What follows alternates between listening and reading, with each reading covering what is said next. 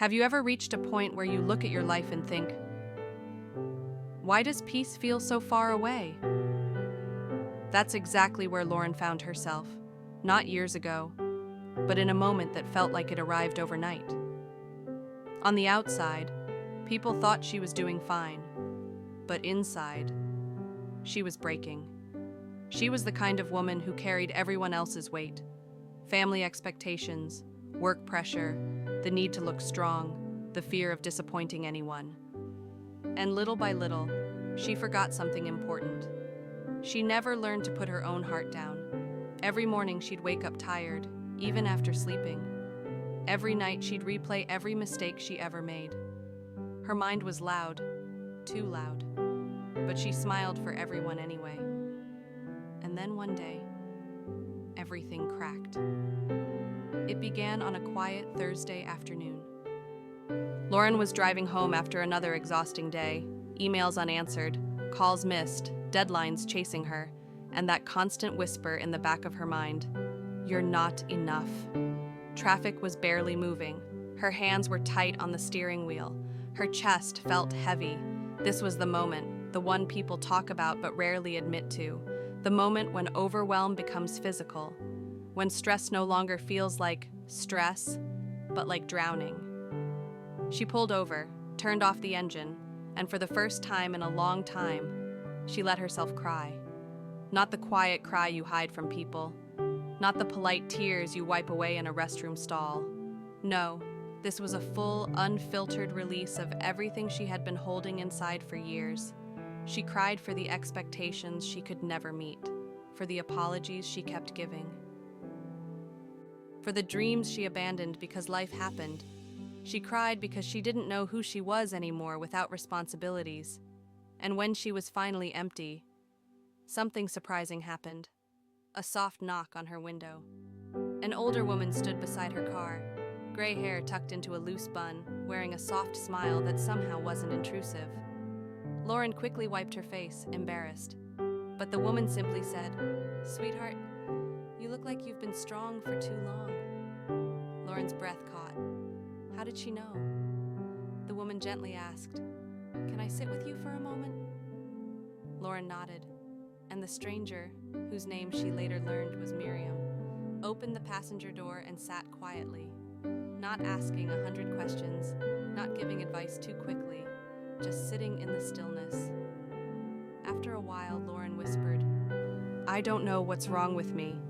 Miriam shook her head softly. "You're overwhelmed, not broken." Lauren looked at her, confused. Miriam continued, "There's a difference. Broken people can't be put back together. Overwhelmed people just need a place to rest." Something inside Lauren shifted. It felt like someone had finally named the pain she couldn't describe. Then Miriam said something Lauren would never forget. "Your heart is loud right now because it's carrying things it was never meant to hold." She paused.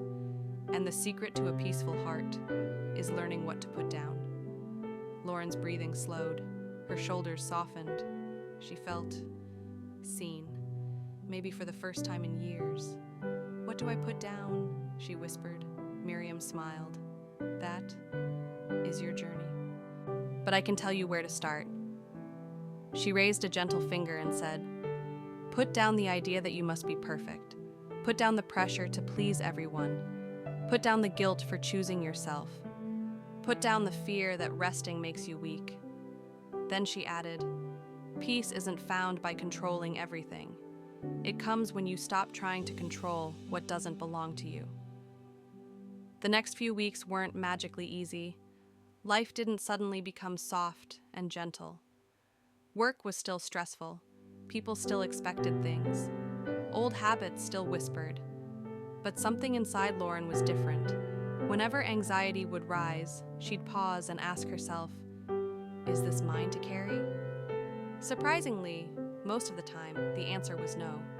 She began letting go of the need to fix everything. She stopped apologizing for resting. She said no more often. She let people handle their own emotions instead of absorbing them.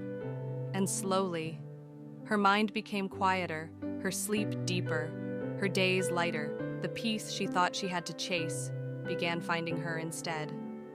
Months passed. Lauren started waking up without dread in her chest. She took evening walks.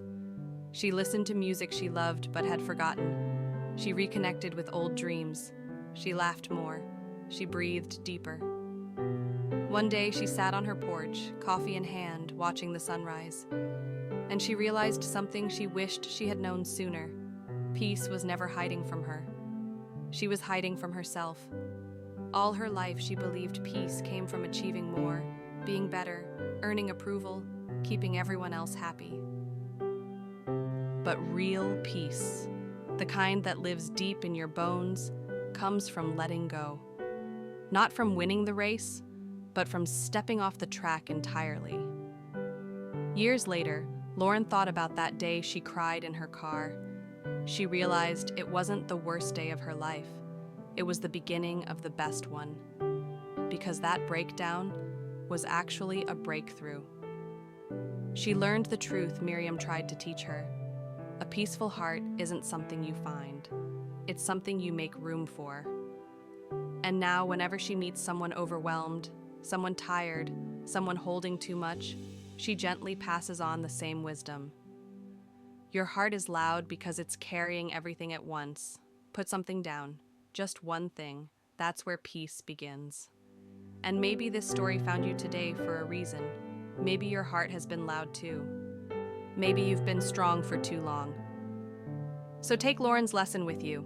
Peace isn't found by doing more. It's found by releasing what's crushing your spirit. Start with one thing. Put it down. Let your heart breathe again. You deserve calm.